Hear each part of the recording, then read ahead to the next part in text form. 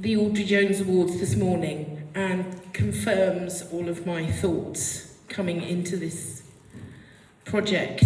So, I am going to stick to my speech for a moment or two. You'll be delighted to hear there's a little section in it where I've written the words ad lib. That's where I go off tangent, although I've already gone off tangent.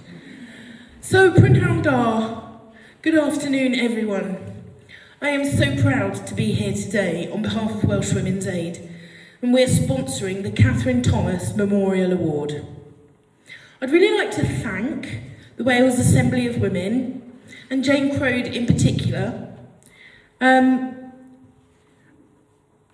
for helping to bring this celebration, this living memorial to Catherine into being. I'm particularly delighted today to be joined by Callum, Catherine's son, who is going to both make some comments and also be awarding the awards, that's a terrible sentence, this afternoon. I wanted to give it a bit of context, really. Catherine was a previous recipient of the Audrey Jones Memorial Prize, an award which we've just seen celebrates exceptional academic achievements of women in Wales. Catherine was rightly proud of this achievement.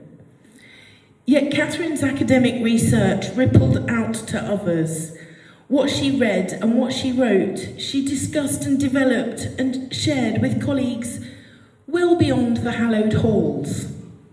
In fact, one of the things that I found particularly inspiring when I was talking to people about Catherine, and continues to happen when I talk about Catherine to people, is that whomever I talk to, it appears that she was in their team.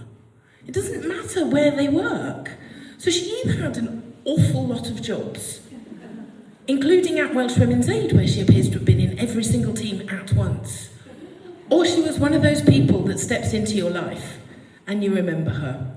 And I noticed that earlier today someone came up and started chatting to Callum and had exactly that conversation about how much Catherine had touched and impacted her life and how she still quotes her and thinks about her. That was the ad-lib bit.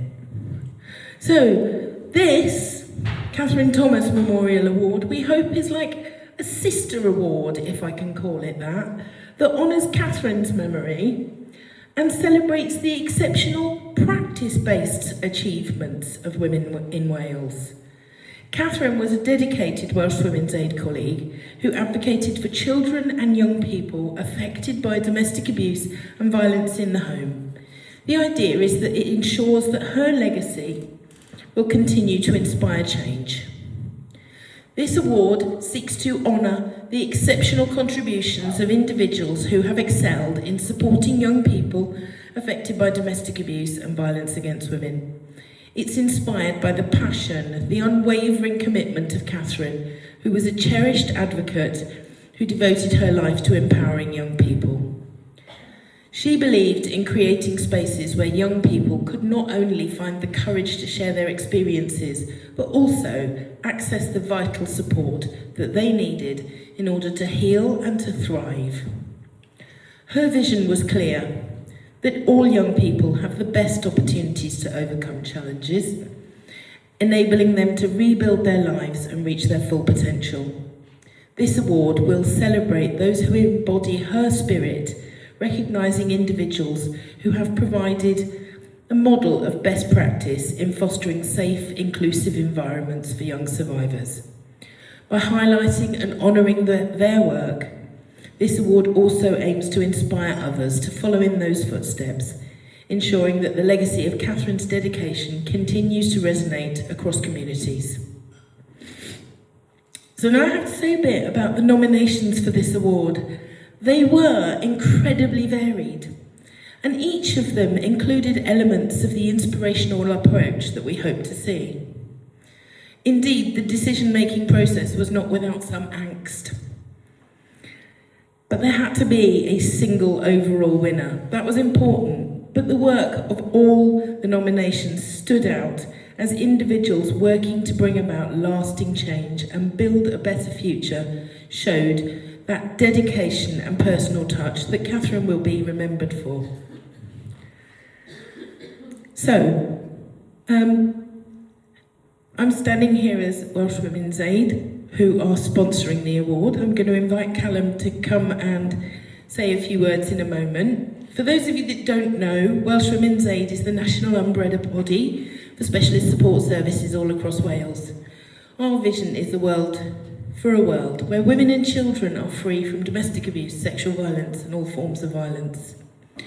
We would like to personally commend all of the candidates and nominations. So as I hand over to Callum, and then I look forward to hearing from the winner and from some of the highly commended. Congratulations to everyone, and we're really delighted to have sponsored this award. Callum, over to you.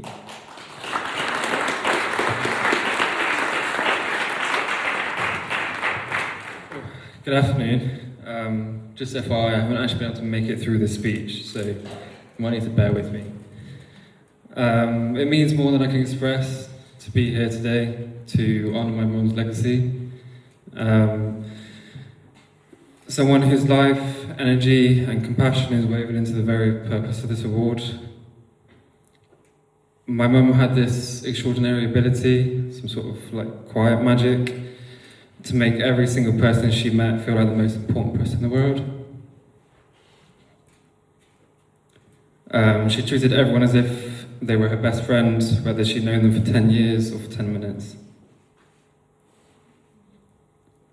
And somehow, it never felt forced or deliberate, it was just who she was.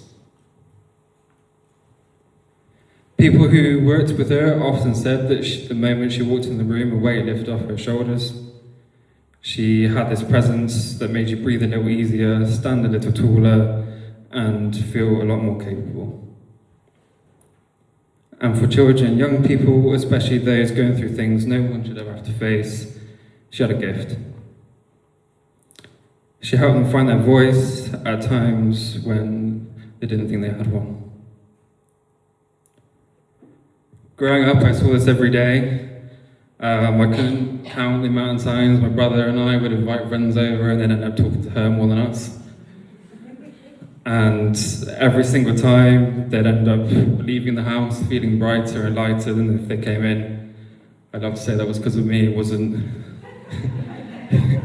It's always because of her.